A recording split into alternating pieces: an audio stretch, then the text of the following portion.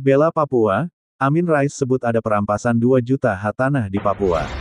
Laki Andriani, Sabtu, tanggal 2 Juli tahun 2022 sampai 491.802 views.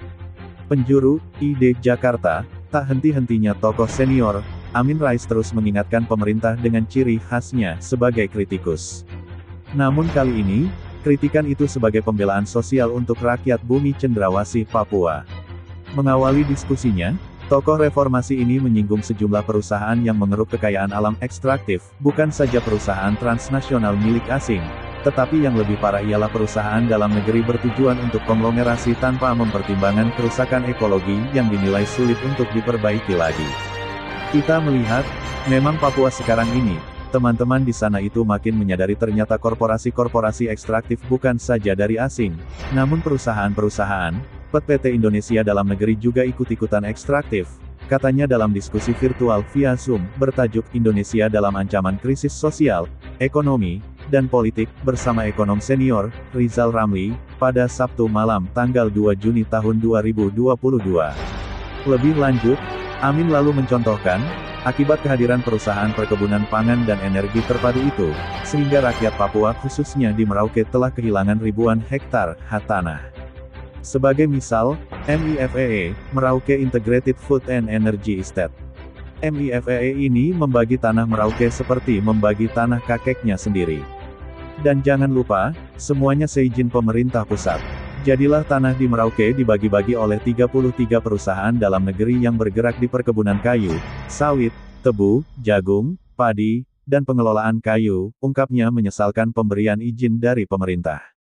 Kemudian, mantan Ketua Umum PP Muhammadiyah periode tahun 1995 sampai tahun 2000 ini menyebutkan, nama-nama perusahaan ekstraktif beserta sejumlah tanah yang dikuasainya mencapai ratusan ribu hektar oleh satu perusahaan, yang jika dikalkulasikan hingga 2 juta ha.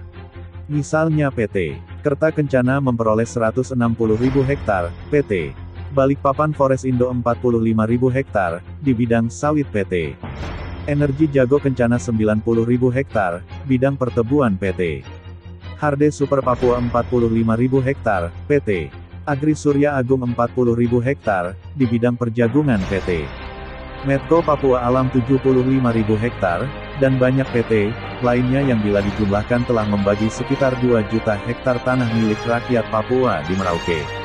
Menurutnya, penguasaan lahan yang begitu luas itu semata-mata untuk kepentingan korporasi, bukan untuk kepentingan pangan nasional.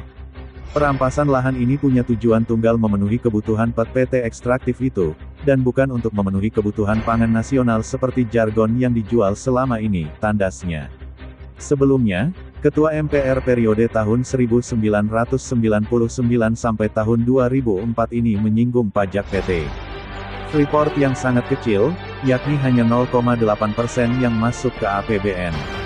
Karenanya, jika perusahaan tambang raksasa itu ditutup, maka tidak berpengaruh sedikitpun bagi perekonomian dalam negeri. Bahkan, dalam bukunya berjudul, Agenda Mendesak Bangsa Selamatkan Indonesia, yang terbit tahun 2008 lalu, alumni Chicago University ini menyuarakan dampak limbah Freeport terhadap rakyat Papua. Amin Rais, foto, istimewa.